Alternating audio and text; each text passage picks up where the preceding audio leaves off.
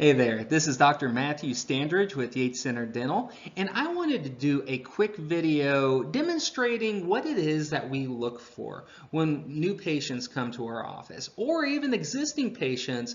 We repeat this process about once every 5 years or so that way we kind of get fresh eyes on things. One thing that we get comments a lot on is how thorough we are, and I do believe that is something that kind of separates us from most dental offices, is because we take a lot of pictures and we spend a lot of time going over risk factors of how of the conditions of people's mouths, so that way they know exactly what's going on, because we are very passionate about educating people about what's going on, so that way they can make informed decisions for themselves and they can achieve whatever level of dental health that they deem is most appropriate for them. And it's funny because we get a lot like, you know, do I really need all these pictures? Do we really need to go over this? And I do believe we do, because we are very passionate about empowering people to achieve optimal dental health if they choose. And I tell people all the time, you know, we don't do average, we do awesome. And so I'm very kind of jazzed about presenting this to you today about what it is we go over. And we actually show this slideshow to new patients that come into our office. So without further ado, so if you see here, we're looking at, we start with gums and bone health.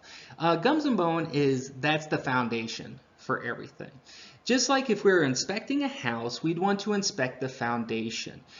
Even if that house needed a new roof, how long that roof lasts is going to be dictated by the health of that foundation.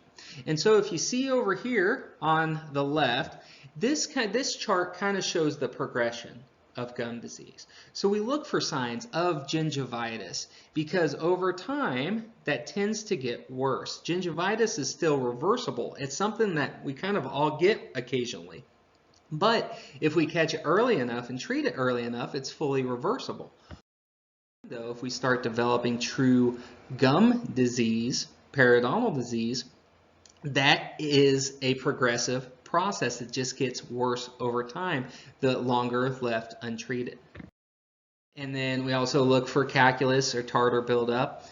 That will dictate if somebody's new and hasn't been to the dentist for years and they have a lot of tartar buildup. That's not something that we quote unquote do a cleaning on that day. That's going to need a little extra TLC for a while until we get back to healthy. And then some people, they're just at higher risk for getting tartar buildup. Me, myself, I have to be cleaned every 3 to 4 months to keep on top of it, because I am prone to advanced tartar buildup. Then we look at the teeth themselves, and we're checking for cavities and cracks here. Cavities, they really come from the sugar and acid in our diet.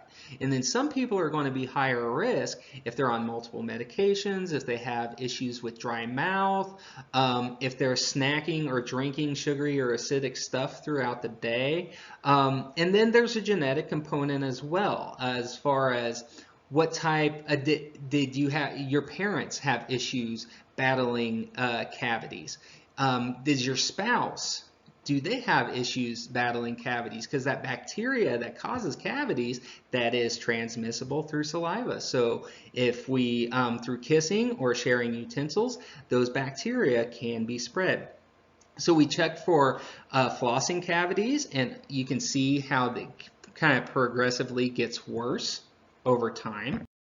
We're looking also for the chewing cavities, the ones that gets in the pits and grooves of our teeth, and this kind of shows the progression of how they get deeper and bigger and all that. Then we also look for cracks, because the two things that destroy teeth are cavities and cracks, the two C's.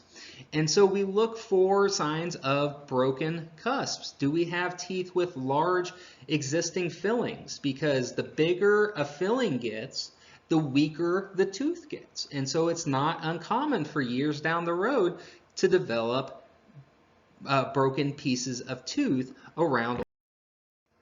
And we look for, especially around the metal fillings. It can happen with tooth-colored fillings as well, but we're really checking around these old metal fillings for crack lines, if there's leakage. If you see this dark, if you see that dark line right there, that's a crack that's forming in that tooth that allows bacteria to infiltrate, go right into that tooth. That's like the Grand Canyon to them. And so these are things that we're on the lookout for. And then also with the cracks, how far is the cracks and what's causing it in the first place, right? That is a big thing that yes, cracks happen, but what's causing that? Because if we don't get to the root cause of it, then it's probably just going to repeat itself. Who's there? We have a guest. Come here. Say hi. Hi. All right. So can you be quiet while Daddy does his video? Okay. So next we look at tooth wear and tear. A lot of these folks have, honestly, the folks that grind their teeth at night, a lot of them, they can't breathe at night. A lot of them have some sort of sleep disordered breathing or sleep apnea. So is there a lot of movement around there? These little pits and grooves in those teeth right there, those cupped out lesions, that's usually from acid attack. So is that coming from diet, or is that coming from like GERD or acid reflux? Then these little notches right here, these abfraction lesions, we used to think those were from brushing too hard, but now we know it's from actual, what's that? It's so cool? I hope they think it's cool. Oh, you want to touch it? All right, go ahead.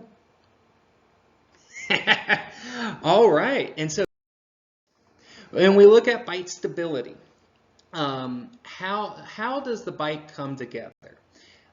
The bite is how the jaw joints, the jaw muscles, the teeth, that's how the whole car drives, okay? That's a muscle too? Yes, it is. And can you flex for him? Yeah, flex, yeah. There you go. And so, you know, do we have parafunctional habits? Do we have... Okay. I gotta do my video, okay? Here, go out this way. Over this way. All right. Okay. And then, sorry.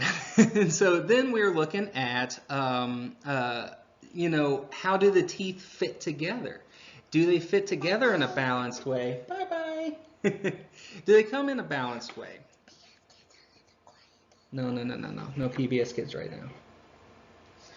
And then how those teeth come together. Are they putting too much force on each other? Do they have a right amount of contact, or do they have too much contact with each other? These are all considerations. And then lastly, we're looking for oral cancer as well. Last but not least, oral cancer, because oral cancer is actually on the rise in this country, and that's kind of scary. And while it's not as prevalent as other sort of cancers, it is a very dangerous type of cancer. So it's not as common, it's a little bit more rare, but it's very significant if it does happen. So we actually use advanced tools like a fluorescent light that we use to help screen for these things, and this is something that we're keeping an eye on. So I hope you enjoyed this video, kind of demonstrating what it is that we're looking at, so that way you can have you can better know how we do things at our office. If you choose to come see us, that way you know beforehand if this is going to be the right fit for you, because again, we believe that our diagnosis is the most important thing. You know, it's the accuracy at that beginning. I tell folks it's kind of like shooting a handgun at the gun range. And if you're off this much at the barrel, you're going to be off this much at the target. So that's why this initial fact finding is so important. So I hope you guys enjoyed this video. You guys take care, and if there's anything that we can do for you. And guys, watch this. You have a picture to show? Yeah. Okay. Okay, so... You folded that picture? Good, all right. And so, give us a call, 620-625-2185. You can visit yatescenterdental.com. You can visit our Facebook page, whatever you like to do. Until then, guys, take care, and I'll talk to you later.